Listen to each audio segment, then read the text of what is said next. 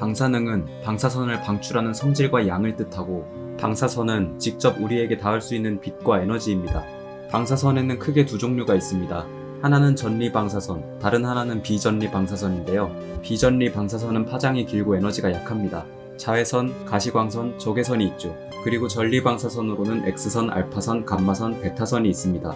드라마, 영화, 뉴스, 게임에서 방사선에 피폭되었다고 말할 때는 보통 X선처럼 의료적인 목적으로 적당하게 조절된 노출을 뜻하는 게 아닌 고준위의 방사성 동위원소에서 방출되는 위험한 전리 방사선에 피폭되었음을 의미합니다. 피폭은 피해를 입었다는 표현이죠. 그렇다면 고준위의 전리 방사선에 피폭된 생명체는 어떻게 될까요? 죽을까요? 돌연변이가 될까요? 지금부터 이해하기 매우 쉽게 설명해 보겠습니다.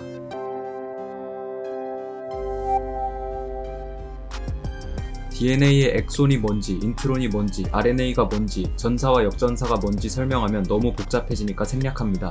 그래도 다들 DNA가 뭔지 대충은 아실 겁니다. DNA는 생명체의 설계도죠.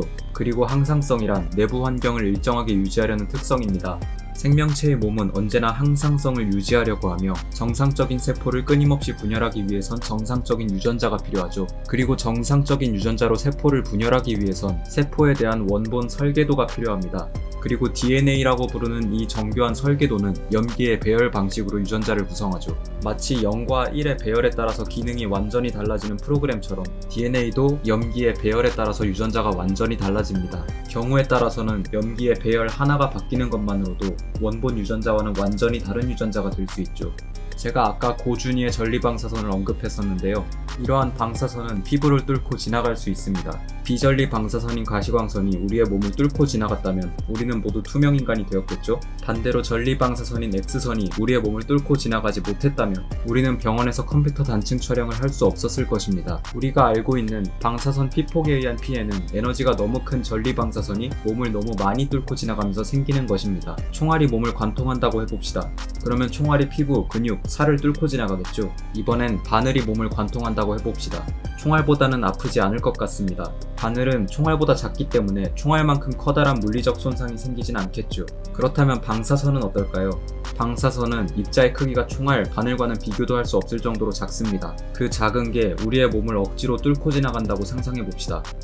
수억 개의 미세한 총알이 몸을 뚫고 지나간다고 해서 살과 근육이 찢어지거나 뼈가 부러지거나 하지는 않습니다. 총알처럼 엄청나게 고통스럽지도 바늘처럼 아프지도 않을 겁니다. 물론 그 방사선의 종류와 양에 따라서도 자결감, 화상, 경련, 저혈압성 쇼크 등을 느낄 수는 있습니다.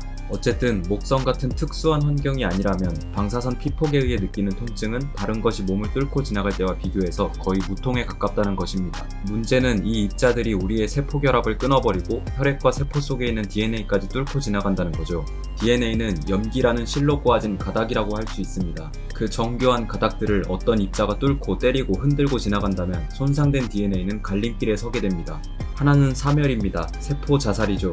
DNA가 너무 심하게 손상되어서 복구할 수 없을 것 같다면 손상된 DNA로 세포 분열을 계속해선 안 되니까 몸의 항상성을 유지하기 위해 세포가 스스로 죽음을 선택하는 겁니다. 그리고 DNA가 손상된 세포 수십 개가 자살할 때랑 수만, 수천 개의 세포가 한꺼번에 자살할 때랑은 당연히 차이가 있겠죠. 지나친 방사선 피폭이 지나친 세포 자살을 유발하게 되면 이러한 기전이 병적으로 변하여 탈모, 점막 손상, 염증, 홍반, 진물, 장기부전, 불임 등의 끔찍한 증상이 괴사와 함께 나타납니다. 그리고 이건 방사선 피폭의 주요 사망 원인이기도 합니다. 손상된 DNA가 갈림길에 선다고 했었죠. 하나는 방금 말씀드렸듯 세포 자살이고요. 다른 하나는 회복입니다. DNA가 손상되긴 했는데 세포들이 이 손상된 DNA 가닥들을 다시 연결해서 조금은 손상된 설계도를 재활용해서라도 분열을 통한 회복을 시도하는 거죠. 염증, 괴사, 장기부전보다는 이렇게 회복을 시도하는 편이 당장의 생존에는 유리하니까요. 그렇게 일단 생존하면 죽기 전에 자손을 남길 가능성도 기대할 수 있겠죠. 망가진 설계도를 가진 세포들이 다 죽어서 당장 염증, 괴사, 장기부전, 불임을 얻는 것보다는 나으니까요. 생존과 종족 보전의 관점에서는 말이죠.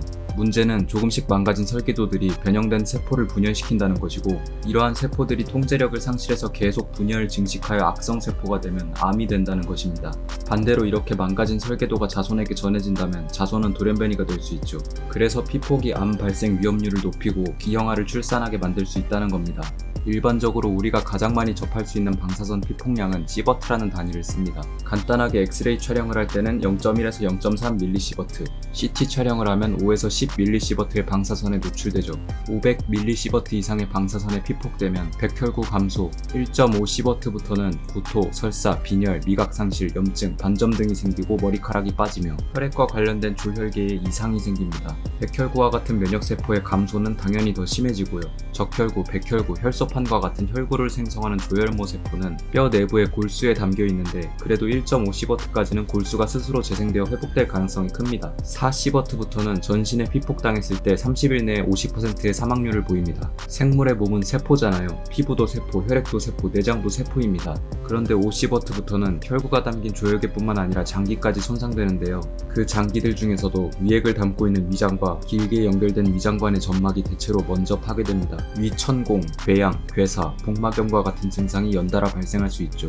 7Cv부터는 방사선 피폭으로부터 살아남은 사례 중 최대의 피폭량입니다. 즉, 지금부터 제가 말씀드리는 피폭량은 의학의 힘을 최대한 빌린다고 쳐도 이미 치사량 초과라고 보시면 됩니다. 20Cv부터는 제가 앞서 언급한 증상들이 전부 악화되어 나타남과 동시에 위장관 말고 다른 내장들도 썩기 시작합니다. 인체 스스로 회복을 하자니 영양분을 섭취할 소화계부터가 이미 파괴되었고 각종 물질을 운반할 순환계는 물론이며 신경계까지 썩어버렸으며 호흡조차 스스로 하기 어렵고 피부는 진작 짓무른 상태로 감염에 취약해졌으며 면역계까지 박살나서 건강한 몸이라면 별것도 아닌 세균조차 치명적인 상태가 됩니다. 심지어 피폭된 몸 자체가 방사성 물질이 되어버리죠. 체내에 있는 나트륨이 방사선을 내뿜는 동위원소로 바뀌거든요. 이 정도면 간신히 생명을 유지하는 것만 해도 기적일 겁니다.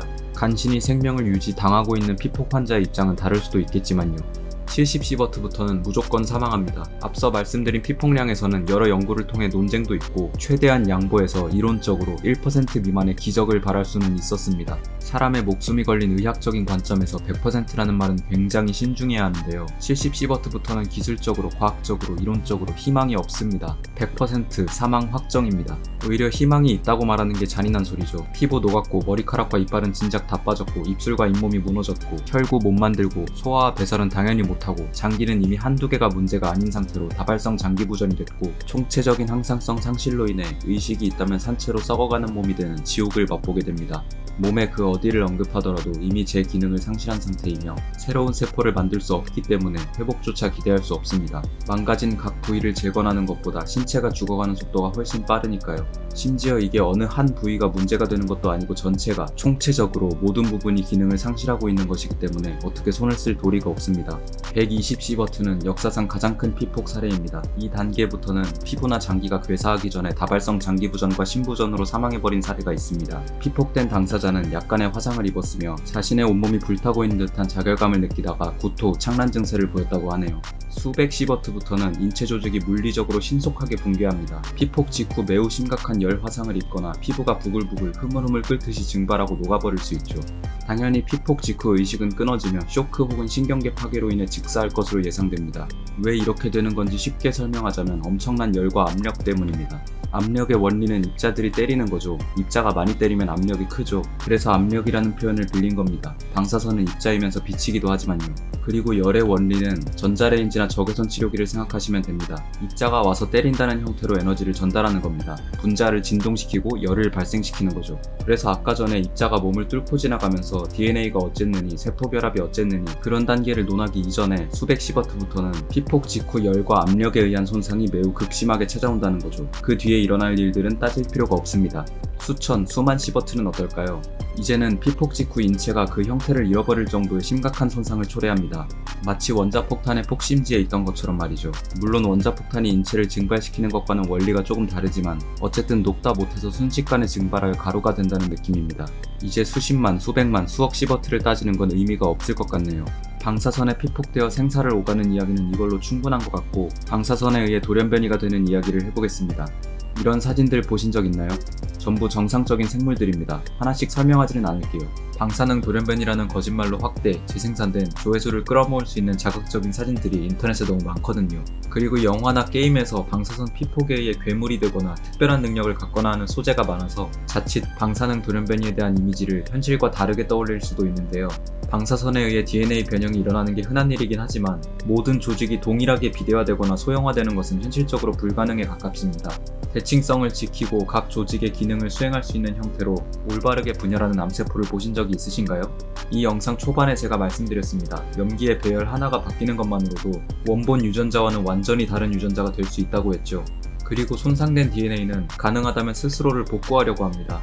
그렇게 DNA의 염기가 비정상적으로 복구되고 다른 끊어진 가닥들과 합쳐지기도 하면서 각종 질병을 유발하거나 기형적인 외모를 보이게 되는 거죠. 건강한 상태가 아니라는 겁니다. 방사선에 의해 기형이 된 생물이 어딘가에서 발견된다면 그 생물은 사실상 죽어가고 있다고 보는 게 맞습니다. 건강한 개체에 비해서 질병에 훨씬 취약하고 소화도 어렵고 사냥도 안 되고 수명도 짧고 자손도 만들 수가 없고 자손을 만든다고 해도 그 자손이 불임이거나 기형이거나 심각한 유전병을 가지게 될 겁니다. 신경계에도 문제가 있다면 본래 가지고 있어야 할 판단 능력까지 상실했을 가능성이 있습니다. 따라서 피폭에 의한 변이는 생물을 강하고 무섭게 만드는 게 아니라 고통스럽게, 약하게, 취약하게 불임의 시한부로 만든다는 겁니다. 오늘날 사람이 피폭에 의해 그렇게 된다면 사회와 문명의 케어라도 기대할 수 있지만 생태계에서 피폭에 의해 변이된 생물들은 누가 케어해주는 것도 아니고 삶을 지속하기가 매우 어렵겠죠. 이로써 오늘 영상을 정리하자면 일정량의 방사선은 위험하지 않습니다. 너무 강한 방사선은 생물을 병들게 하고 죽일 수 있습니다. 일부 방사선에 의해 변이가 일어날 수 있으며 그렇게 변이된 상태 또한 심각하게 병든 상태인 것입니다. 방사선 피폭이 주제이다 보니 방사선에 대해서 너무 부정적인 내용만 가득했던 것 같은데요. 사실 방사선은 우리한테 해악보다 도움이 되는 경우가 더 많습니다. 그리고 미래의 수많은 질병들을 고칠 수 있는 유력한 수단으로서 방사선만큼 중요한 연구 대상이 없죠. 언젠간 병을 일으키는 모든 요소들을 방사선으로 없앨 수 있는 시대가 하루라도 빨리 왔으면 좋겠네요. 영상 봐주셔서 감사합니다.